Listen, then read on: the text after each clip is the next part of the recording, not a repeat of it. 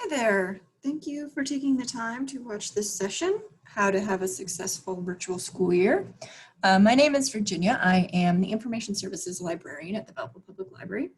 And I wanted to do this session for you because I know that for a lot of people, this might be the first time you're going back to school completely virtually. For some people, maybe you did a little bit of virtual last school year. So at the end of the school year, you might have had a few weeks where you were doing virtual school year. To do completely virtual all the way through is kind of a lot, and it can be a little bit stressful, and that coupled with the ongoing pandemic can be stressful for people. So I thought this would be a good opportunity to go through some tips that can help you be successful and maybe feel a little bit more prepared for what lies ahead. Okay, so let's get started. Okay, so when you start your day, I know that there's a tendency to want to sit around in your pajamas, but it is a really good idea to start your day off right and start your day as if you were going to have a normal day. So that means getting up, getting dressed, having a shower, having a good breakfast, doing all the things that you would normally do if you were going to go out for the day or have classes out at school. And that kind of puts you in the right mindset to be successful for the day, and gets you thinking about the day ahead of you. So yeah, waking up, getting dressed, putting on pants, all good ideas. And then this whole session should really be called the schedule session, because I think on every slide I have the tip to make a schedule, because it's very, very important.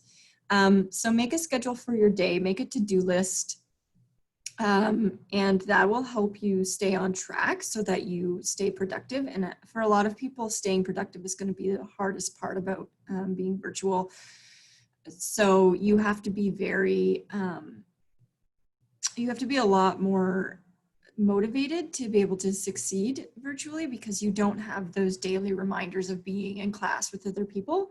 So making a schedule and a to-do list and crossing things off your to-do list as you get them done are really good tips that are going to help you be successful. To go along with that, along with getting dressed and getting up, you probably want to get started right away. So there's a tendency to want to kind of sit around for a while, watch some YouTube maybe, take your time getting ready because you don't have anywhere to be. But if you get up and get started right away, again, you're going to be much more productive, because it becomes a habit, first of all, of getting up and getting ready and going, but also getting started right away. It's harder to get started if you've kind of been sitting around for a while. So if you get up, get dressed, have your breakfast, and then go straight to doing your work, you're going to, again, be in the right kind of mindset to be successful. That being said, you also want to optimize your productive times. For some people, you might be more productive and alert in the afternoon. For some people, it might be mid-morning. And so you want to do your harder tasks at those times when you're going to be at your best. So things like writing your papers or studying for your exams. But you do want to get started right away. So maybe you might, look at your discussion boards in the morning, something that's a little bit less taxing in your mind, or maybe you want to read the news, or maybe you want to check your emails, those kind of things that kind of get into the right mindset, and then dive into the more difficult things when you're more alert and more productive. This is obviously not possible for everybody, but if at all possible, it's a good idea to keep a device for your schoolwork and a device for fun. So if you have a phone and a laptop, keeping your laptop for work and your phone for fun, that helps you separate your work life from your fun life, your home life. Right now, there's not a lot of separation between those two. And if we have to go into a second wave, that's going to be more so the case. It's going to be a case of really staying at home, or when the cold weather starts to come as well, that's going to be a lot more difficult because we're going to be staying home more. So making sure that you're separating your work time and your home time, your fun time, it's going to be a lot more important, because you're not leaving the house for your work time. You're not leaving your house for your schoolwork time. So when I say work, I mean schoolwork, obviously. And that's going to help you a lot with your own mental health as well, to just keep things kind of separate and help you stay healthy in that way. And then the other thing is, when you're done for the night, make sure you shut it down. So whether that means turning off your laptop or turning off your email or whatever you have to do, because there's a tendency to want to, you get that little ping for your email and then you check your email right away. Again, that kind of makes these schoolwork things drift into the rest of your life, and it can be kind of draining on your mental health. So shut it down at the end of the day when you're finally done for the day. You want to have a dedicated study space as much as possible. Now, obviously, depending on your home life, this may not be a possibility for you, but even if you're sitting at, the kitchen table to do your work, that's still going to be a kind of a dedicated study space, and you can keep it as your study space. Once you have a dedicated study space, so here's a little saying: space to work means space to think. So you want to keep things tidy. You want to remove clutter as much as possible. Keep the items that you're going to need on hand, but so like your little Post-it notes or whatever, but if you can keep it in a tidy way instead of cluttering all over the place, that's going to help you stay more focused, and it's going to have less chaos in your brain. For as much as it's possible, peace and quiet, if you can find a place that has peace and quiet. I know for a lot of people, you may be going back to school with kids staying home. So maybe you're doing post-secondary with kids or secondary school with kids. And having small children running around can make things difficult to study. So, maybe you have to set boundaries with your kids and say, between 3 and 5, mom and dad, or mom or dad or whoever is doing schoolwork, and that means you have to play quietly in your room or whatever you need to do. But making sure that you carve that time for peace and quiet into your day is going to be really important. Maybe if you have a lot of roommates, it might mean that you say, between 9 and 4, everybody is doing schoolwork. And so between 9 and 4 is quiet time at the house. In your study space, you want to make it as enjoyable as possible. So bring in art, bring in greenery. If you like motivational posters, print some of those off and put them on the wall. Whatever's going to make you feel like you want to be in the space as much as possible. You want to reduce distractions. So your things like your video games and your TV, keep them out of the study area as much as possible. So if you have your study area in your room, if you can move your video games out of your room, that might be helpful. If you can't do that, maybe just going so far as to unplug the items and making it that much more frustrating for you to plug them back in and play if you want to start playing or watching TV. That can really help to reduce distractions, just making that extra little bit of annoyance when you do want to go and do it. That might help. For things like browsing different websites, you can actually get an app, different productivity apps on your device, whether that's your laptop or your phone.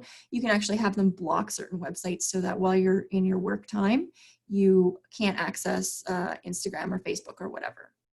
And then that will also help you, or YouTube, that will also help you stay more focused on the tasks because there's less ability to open a new tab and start watching YouTube. The great thing about working from home, doing your schoolwork from home, is that you can have things at home that you can't have at school. So like things like your pets or nice candles or a scented oil diffuser, you're not going to have those in the classroom, but you can definitely have those at home, and that can make your workspace more enjoyable. So why not take the opportunity to have these extra little pluses that you wouldn't get to have under normal circumstances, and again, make your workspace a little bit more enjoyable. So here's some home office inspiration. You can see that these are quite compact areas. So if you have if you're hard up for space, these are really easily tucked away and compact. They're not sprawling all over the place. You can see that they're very tidy. The first one, I would probably like to see a little bit more storage space because you're probably going to want places to keep pens and papers and highlighters and all those things.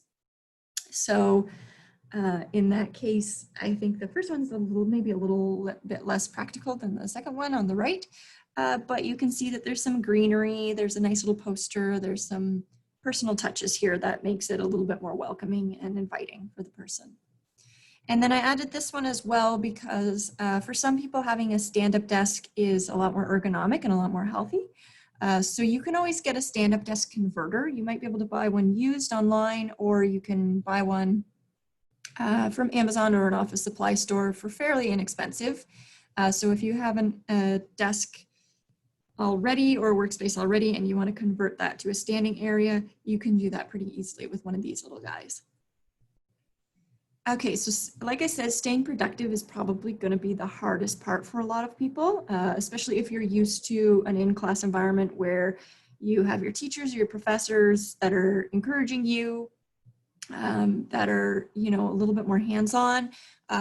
Switching to an environment where you have to be entirely manage your own time is going to be difficult for a lot of people. So it's important to think about ways that you can up your productivity. And this is going to be different for every person. Some people are going to find some things work better for them than other things. And that's going to be, you know, a bit of a trial and error for you, but you definitely want to try and do the things that you need to do to stay as productive as possible. So a good little quote here is, if you want something done, ask a busy person. And the idea behind this is that if you stay busy, you will be busy. So make a habit of trying to work through those times when you feel a little bit of a lull maybe, and you know, you're tempted to go on YouTube and just watch one YouTube video, and that one YouTube video turns into 3 hours of YouTube. You want to try and avoid those kind of moments that you have where you could take that temptation, or you could keep working. And the more you keep working through that, the more you're going to make it a habit of staying productive and busy. It takes about 3 weeks, they say, to build a habit, doing it a few times a week. So if you do this every day, you're going to develop your habit in about 3 weeks and be a really productive, busy person. So again, schedule. Scheduling your time is going to be key to staying productive. So making sure, first of all, a good idea is to have a big calendar. I know we all use our calendar apps on our phone and on our computer, but actually having a large physical calendar hanging in your space is going to help you stay on top of things more, because you're going to see it all the time. So it's easy to maybe you don't open your app, or maybe you get a notification, you just kind of swipe it away and you don't actually look at it. When it's sitting in a calendar that you've handwritten out, that's going to stick with you a lot more than those digital calendars, which are also a good thing. I would couple the two, so have a digital calendar and a wall calendar. It may seem kind of old-fashioned to some people to have a wall calendar, but first of all, handwriting things. So as much as you handwrite something, the more it's going to stick in your brain. And that's a good trick for when you're studying as well, when you're keeping notes.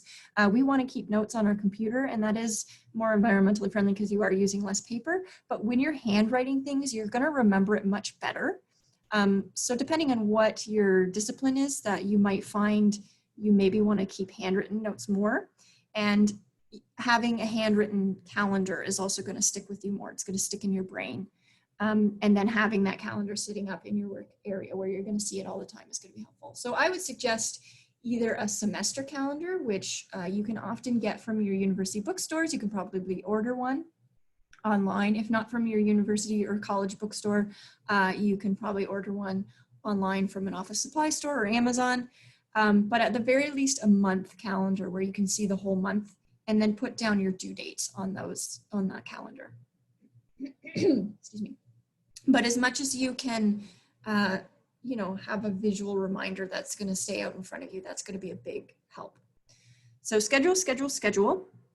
Taking breaks, and by this I mean not like big long breaks, but you want to schedule little breaks into your day. So a good idea is to get up and kind of move around a little bit every half hour. And that's gonna help you stay productive because it keeps your body moving. And it keeps you from getting kind of aches and pains, which are going to, at the end of the day, make you less productive, or maybe the next day you'll feel a little bit less productive because your body is sore. So you're going to avoid that, but you're also going to keep your mind a little bit fresh as well, because you're taking the time to take a little bit of a mental break. And taking breaks are also going to help you learn better as well. So I'm not saying, you know, I wrote a page, so now I'm going to watch 20 minutes of YouTube. That's a good way to kind of get off track, but taking every half hour to take the time to kind of stretch out, do some, maybe a couple little yoga stretches or something like that is going to help you stay productive. Getting up, getting a drink of water, those kind of things. There's lots of productivity apps out there that can help you. So again, there's ones where you can chunk up your day, block your day out so that you can say, you know, for 2 hours in the morning when I'm really productive, when my mind's working really well, I'm going to do my readings. And then in the afternoon, I'm going to maybe work on my discussion boards when I'm a little bit less focused. Setting timers is a good idea. So that, again, say you're going to spend 2 hours in the morning on Psych 101, and then 2 hours in the afternoon on Sociology 101, those kind of setting your timers up. This is, again, going to help you schedule, but also going to help you stay on track. It's going to definitely take you more time to do things than you think. So make sure you're budgeting more time than you think you're going to need, especially if you're a first year post-secondary student. You probably aren't used to writing the kind of research papers that are going to be expected of you. You maybe did a bit of this in high school, but when you get to post-secondary, there's a lot more demands on that. And so budgeting more time than you think you're going to need is going to be really important, because you don't want to think that you need a week to write a paper and end up you actually needed 3 weeks. So when it comes to the week before the paper is due, you don't have enough time to write it. And that's going to affect the quality of your work, basically. And then a good kind of trick is if you have class times scheduled, so if every Tuesday afternoon is your Psych 101 class, for example, use that time to work on that class. Keep that schedule. That would have been your normal class schedule. And that's gonna, again, help you stay on track. So you already have a schedule written out for you. And under normal circumstances, you would be spending that time in class. So Tuesday afternoons, Psych 101. So watch your lectures at that time. Or do your readings at the time, or however your class is set up. Absolutely do not get into the habit of thinking, oh, I can just do this tomorrow, because the more you do that, the more behind you're going to get, and it's going to be really, really hard to catch up when you need to. And you don't want to be trying to catch up on your lectures when you have an exam or when you have a paper due.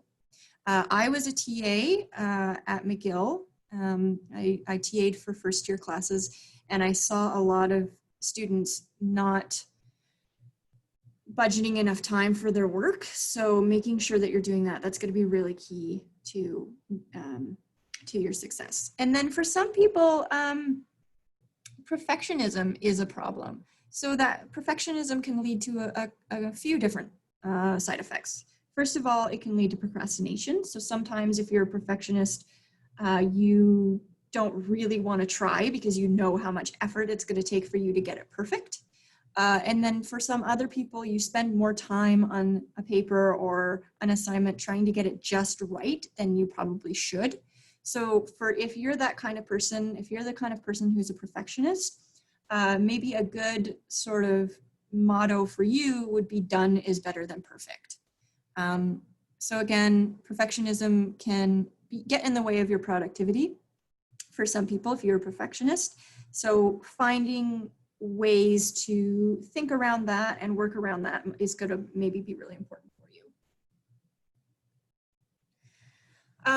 So ergonomics is probably not something that if you're 17 years old, you're probably not thinking about ergonomics very much. I know I didn't when I was that age, when I was in just starting university. It just really wasn't something I thought about. But now that I'm a little bit older, I get a lot more aches and pains in my body, and ergonomics are really important, I realize. So we have a tendency when we're just working from home, doing our schoolwork from home, to want to do it all in bed. This is not good for your body, and it's not good for your brain either, and it's not good for your sleep. So if you are a psychology student, you're probably going to learn this year that, or if you've already done psychology, if you are, a few years in, you might have already learned this, but for good sleep hygiene, it's really important to keep your bed for sleeping. So not doing schoolwork in bed, because you want to keep your bed as a place where you're going to sleep so that you don't start associating stressful things like doing schoolwork with that area. So again, that's why having a dedicated study space is important as well. So get out of bed. It's going to make you more alert. It's going to make sure that you have better sleep in the long run, which is really important for your mental health. And it's going to be better for your body ergonomically. If you do have to work in bed for whatever reason, maybe you want to watch your lectures in bed, which I wouldn't recommend, just because you're going to want to keep notes, and probably you're going to want to keep handwritten notes. So because you're going to learn better with handwritten notes, it's going to make your studying a lot easier with handwritten notes. So handwriting notes and watching your lectures while you're in bed is going to be a little bit difficult. But if you do have to work out of bed for whatever reason, you can get one of those little bed desks. Those are helpful, or those pillows with the little armrests that kind of prop you up a little bit. You want to be propped up. Just as the same as you want to get out of bed, you want to get off the couch. Again, if you are going to sit on the couch, maybe you're watching your lectures or you're doing your readings on the couch, use some pillows to prop yourself up to make yourself a little bit more comfortable. A good tip is that if you want to perform well in exams or when you're writing papers, or even if you're doing a presentation, as much as you can imitate the environment that you're going to be in when you write that exam, do that presentation, or write that paper while you're preparing for it, you're going to perform better on the day of. So for example, when you're writing an exam, if you can imitate the exam room environment, so you're going to be sitting at a desk, it's going to be quiet, you're going to be writing, as much as you can, when you're studying for that exam, have a similar environment. When you get into that environment, your brain's going to perform better. And that's just a psychology trick. So making sure that when you're doing your readings, if you're reading sitting in a table, if you're going to do your exam, you're not going to probably have in-person exams.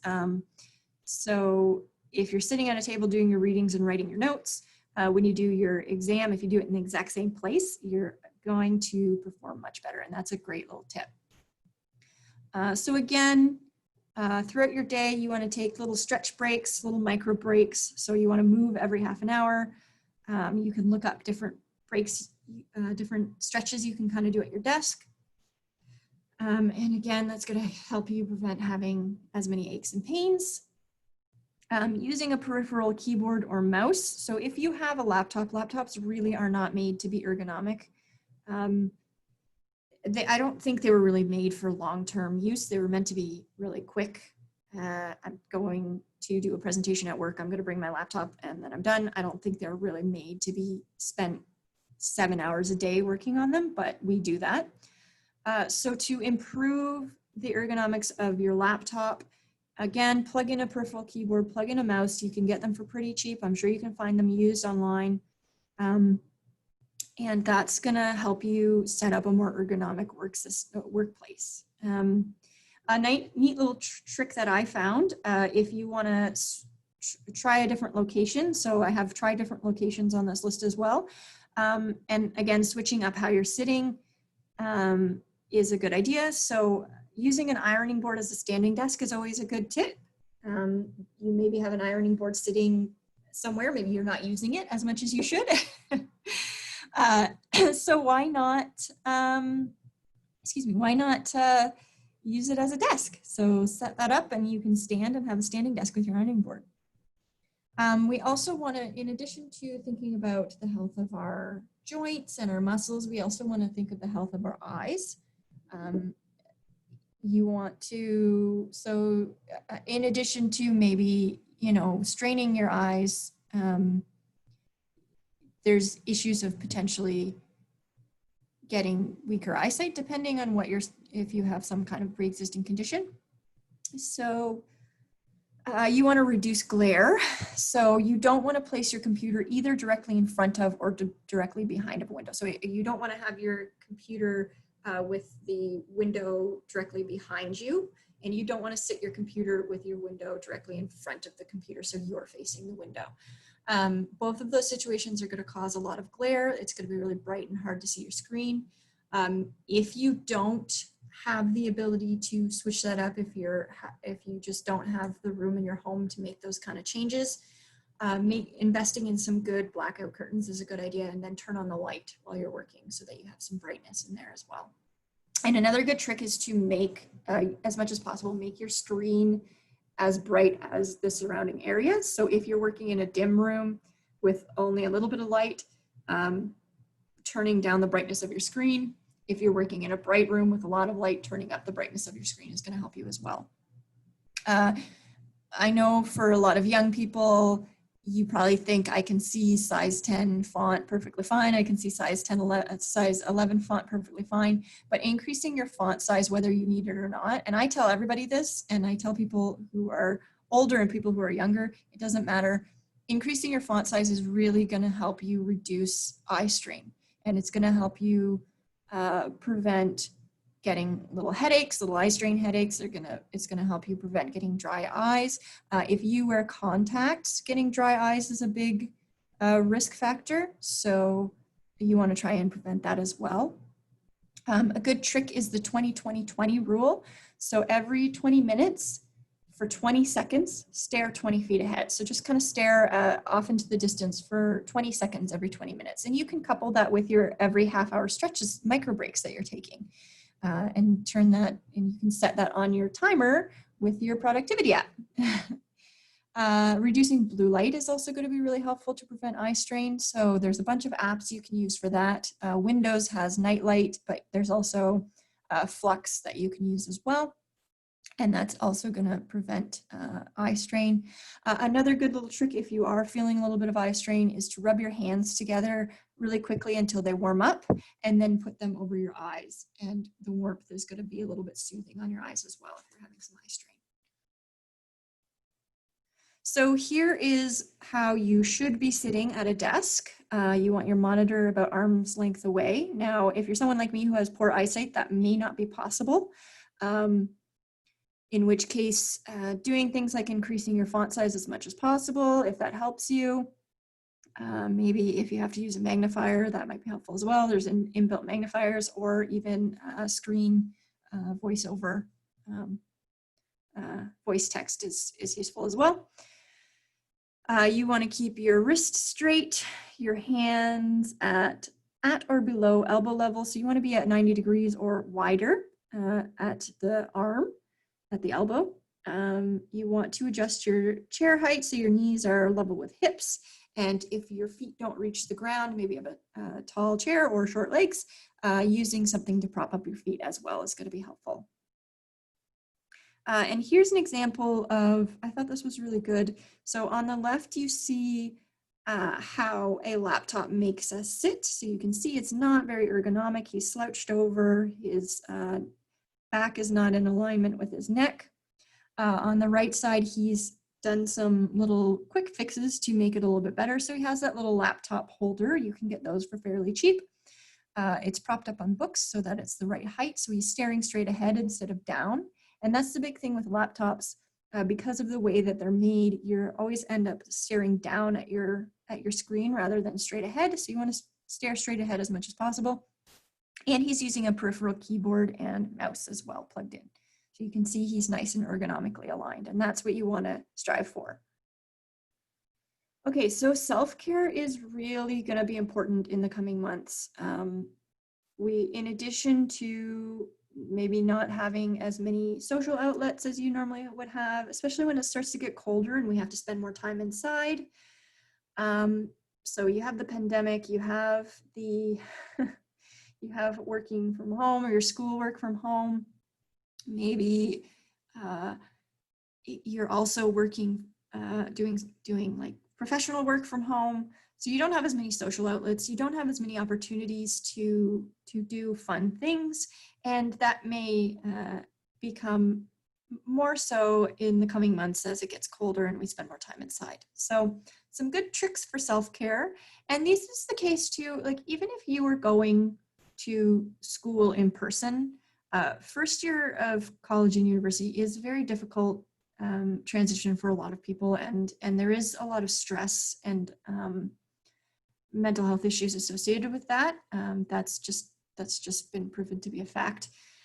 So these kind of self-care tips are important anyway, regardless of what the situation is, but compounded with the fact that we are in a global pandemic, it's increasingly important. So you can try meditation, see if that helps you. So you only really need to meditate for a couple minutes a day to feel its benefits. You don't need to be sitting there for 45 minutes trying to meditate. And if you're new to meditation, you probably won't be able to. Doing 5 minutes is just as beneficial as 10. So there's lots and lots of apps out there for you to try. Insight Timer is a great one. It's got thousands of different meditations on it, as well as little meditation courses. So I would highly recommend Insight Timer. And, you know, meditate when you first get up in the morning, or maybe you want to do a couple of minutes of meditation as a break throughout your day, whatever works best for you. You'll find that certain times, depending on what your situation is, are just going to work better for you. But try to make time for that. That's going to be really helpful. Exercise. So as if it couldn't get any worse, now I'm telling you to exercise. But if you consider that how much easier it is to become so much more sedentary now that we aren't getting up and going to class, going between classes, you know, taking the trip to school, maybe going for lunch with friends. We're not doing all of these walking around. If you're at work, you know, walking around work or walking around campus or school, gym class, all those things. If you think about all those things that we aren't doing anymore, it's easy to see that we are definitely going to become more sedentary if we're not careful. And you may have found this in the past few months. But when you combine this with the need for mental health, exercise is really, really important for mental health. So, I mean, you don't have to necessarily start doing 45 minutes a day of high intensity interval training, but doing something like taking a walk and adding a walk to your day is going to be really important, especially when you think maybe you went from doing your schoolwork all day to lying on the couch, whereas normally you would be out and about, going to school, going to class.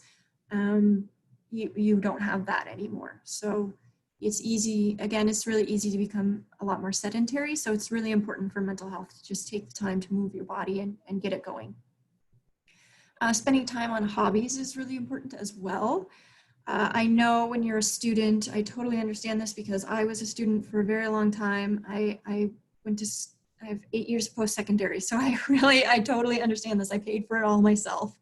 I understand the financial constraints, but doing something that makes you happy is really, really important for your mental health. And that doesn't have to be something really expensive. It could be something like coloring, printing out a coloring sheet and coloring. It could be making handmade cards for your friends and sending handmade cards to your friends. I mean, it could be anything. So it doesn't have to be something that you invest a lot of money in, but just something that makes you feel fulfilled and happy, that's outside of your schoolwork and your work, your professional work is going to be really helpful. Again, I already told you to exercise. Now I'm also telling you to eat healthy. So it's like the worst. But healthy eating is also really important for mental health. Making sure that you're getting lots of fruits and vegetables and eating the rainbow is important. You want to make sure you're getting enough protein, you're getting enough fruits and vegetables, you're getting lots of water. And these are going to really help you stay mentally healthy as well as physically healthy. Getting outside to do activities. So again, like I said, it's a lot easier now to become sedentary than we probably even realize.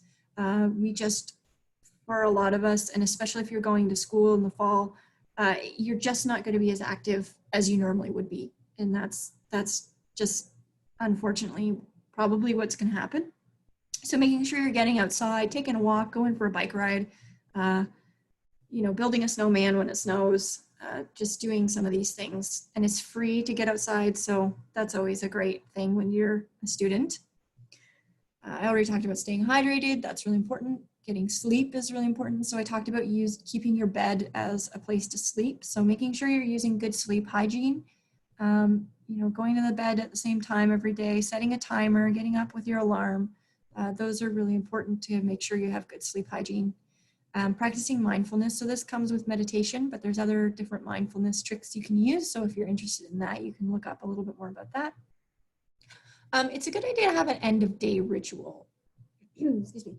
And what I mean by that is that when you're done your schoolwork, it's for the day, it's a good idea to have something that you do every day when you're done schoolwork that signals to your brain, my day is done.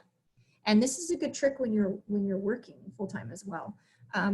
Just having something that you know, okay, now I know my day is done. So that could be something like maybe you meditate, or maybe you go for a walk, maybe you walk the dog, maybe you call up a friend, maybe you sit and you read a book for 20 minutes, whatever it is.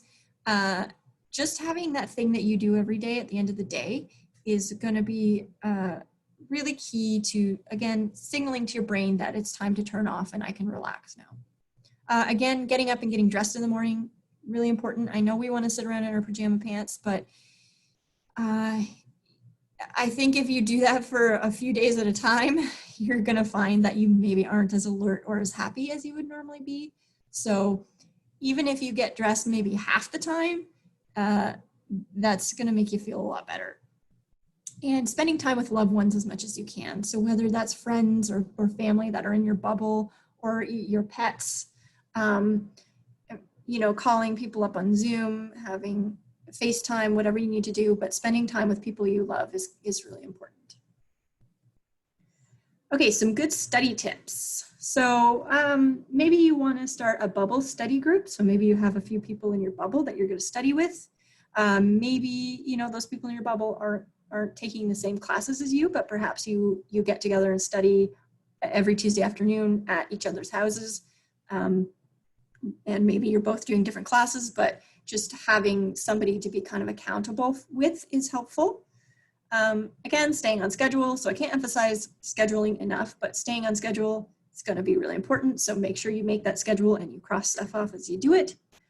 Make sure you have good internet access. It's expensive, but it is important, especially when you're going to be watching lectures, maybe doing presentations, having all kinds of Zoom meetings.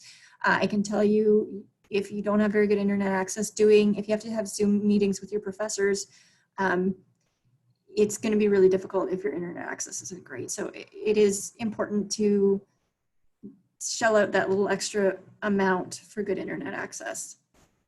Make sure you're using cloud storage. So I can tell you that I worked on a term paper in grad school, and I worked on it for literally months, and I handed it in, and then 2 hours later, my computer died. And I was fortunate that I handed it in, but I didn't use cloud storage.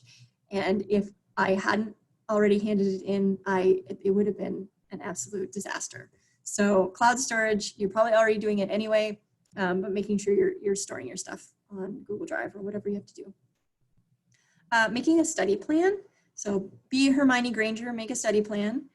So again, having a big wall calendar is going to be helpful, so you can see what you have to do. If you can have a semester calendar, that's even better, so you can see September, October, November, December, what all you have to do for the next 4 months. Schedule. I already said that a million times. Make sure you have a schedule. Make to-do lists, handwritten to-do lists. Again, if you cross that off, you're going to feel so good when you have stuff crossed off. So my to-do list for the day might be read chapter 13 for sociology, read chapter 10 for psychology. Okay, I got those done. I feel really great. And guess what? Now I can go and watch YouTube. Another kind of good trick is to, if you're having trouble focusing, so if you're sitting there staring at your page and you've read the same paragraph 3 times and it hasn't sunk in, it might be a good idea to move on to something else. So maybe you pick a different subject to read, maybe you go and do your discussion groups, maybe you study a different topic, whatever, but moving on to something else might be helpful. Now, if this is a recurring issue, if you can't focus a lot, if it's a problem for you, that may be something to talk to the school counselor with, or maybe a doctor or whoever, maybe a parent, and see if there's anything going on there that's preventing you from focusing, because there are some medical conditions that can affect focus. So make sure that you're asked for help and you are going to office hours. Now I can tell you, as I said, I was a teaching assistant for a while. Office hours are definitely underutilized. And now, especially when you're not meeting your professors in person, it's going to be extremely, extremely important, okay? And here's a tip as well that a lot of people don't realize, but you may think when you're in first year that you don't really know what you want to do, but if you end up wanting to go to grad school, it's really important to cultivate good relationships with your professors, because they're going to help guide you as you go through your academic career. You might need them to write you reference letters, maybe for jobs or for graduate school if you decide you want to do that. So going to office hours is a really great way to get to know your teachers. And it's a really great way to cultivate those relationships, but it's also a really, really good way to be successful. And especially now that we're not going to be meeting in class, so you don't really have the opportunities. You may not have the same opportunities to kind of just at the end of class stop by and say, oh, I was wondering about this that I read in the chapter, or whatever you said in the lecture today. You probably aren't going to have those opportunities depending on how your classes are set up. So going to office hours is going to be more important than ever, and asking for help is going to be more important than ever. So if you have spent, a half an hour to an hour on a math problem and you still don't understand it, make sure you're asking for help. That's why teachers are paid. They're paid to help you. And so take those opportunities that are there for you, but also take the time to cultivate relationships with your teachers as well. And you're going to find that you have a much more successful school experience over time, as well as in the next few months. So review, revise, repeat. So make sure you're reviewing and revising what you've studied. So look over what you studied, make handwritten notes as much as possible, make handwritten flashcards. Those are always helpful, especially if you're in a discipline that requires a lot of memorization, like in the sciences. So make sure you're doing those things, reading over your notes that you've just taken. And then online discussions are going to be really important, so make sure you're taking part in those. If you have done tutorials before, you know the value of taking the time to discuss with your peers what you've read. It can really help you understand further what you've read. If you're new to this, if this isn't something that you have a lot of experience with, you may be missing out on a lot of learning opportunities if you aren't going to online discussions. Also making sure that you're taking time to consider what you're reading. So if you've read a chapter, giving yourself enough time in between chapters, kind of mull over what you've read, will help you also keep it in your mind a little bit more and help you understand a little bit better. So when you're cramming for an exam, if you didn't set aside enough time to study, if you're cramming, you're not really learning, you're just memorizing. And again, especially if you want to continue in academics, taking the time to really absorb what you're learned is going to be really important.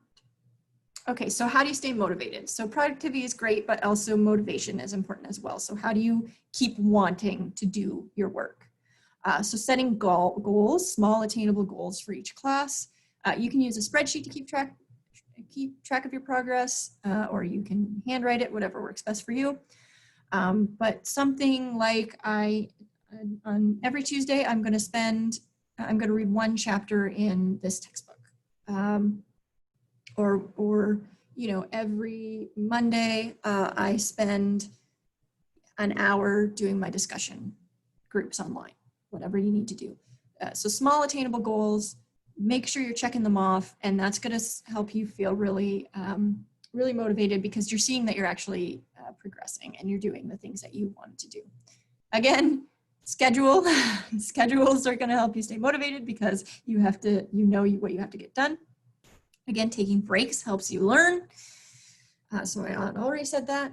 And getting social with your peers is going to be helpful as well. So whether that's through Hangouts or Zoom or phone or text, or even if you have a little bubble study group, talking about what you've learned is going to be really a key to staying motivated.